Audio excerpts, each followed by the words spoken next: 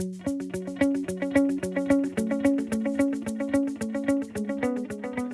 guys, Abner Miranda here. Today I wanted to do a video for you that I'm calling Get In Already.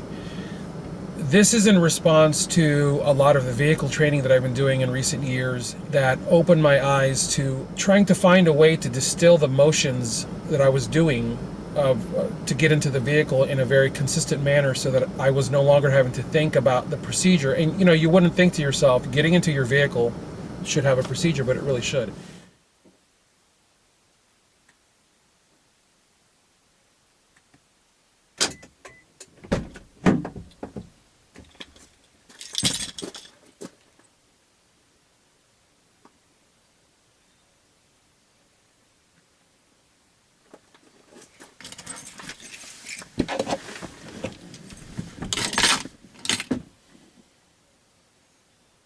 What do you see here? This is a gigantic fatal funnel, all right? If a bad guy wants to attack me and I'm busy staring at my phone and piddling around with it, he walks up over here and he sticks the gun right there in my rib cage. And if I actively fight him, I'm pretty much ensuring that I'm going to catch 3 or 4 shots this way. And for those that don't know, catching shots this way across your body 100% ensures that you're going to get lung, pericardium, lung. I've got a leg hanging out, my rear end is half sitting on this seat, and I'm staring at my phone, fiddling around, right? Instead of getting into my vehicle, closing the door, and getting underway. The procedure that I came up with looks like this.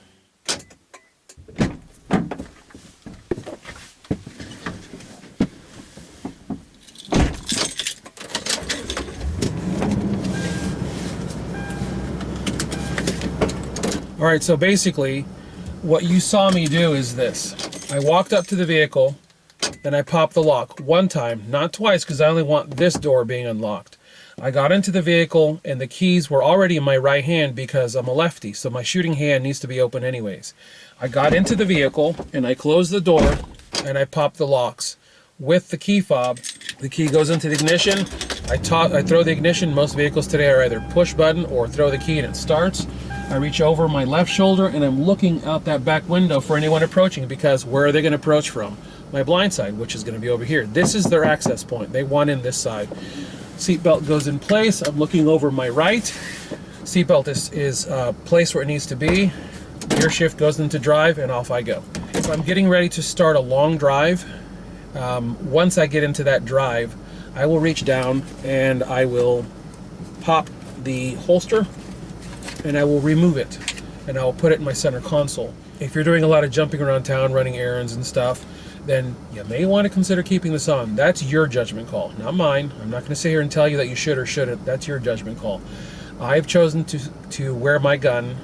I carry a Glock 19 now, which helps because there's less muzzle poking in, and somebody made a great point, and all you do is you crank your pants really high. You look like a goofball, I get it, but you've created the clearance between the bottom of the pistol and the seatbelt to be able to have a little bit of maneuverability when you're out running errands. The reason you really do want to have your gun with you in your vehicle is if you're sitting at a red light and someone approaches you here, and first of all, and let me just clarify right now, do I condone going to guns from a seated position in a vehicle that is running? No, because guess what? This is your weapon, okay? You've got a fair amount of weight and power under your control in a vehicle. Before you can do anything with your vehicle, you have to make sure that you can move your vehicle. You have to make sure that you have what's known as a reactionary gap between you and the vehicle in front of you. And the easiest way to gauge the reactionary gap is if you can see the tires of the vehicle in front of you touching the ground, you have enough clearance to get your hood past their rear end. And contrary to what you may believe, you can climb the curb in a compact car if you have to. You don't have to have a pickup truck to climb a curb. So yeah, you can make space between you and the bad guy.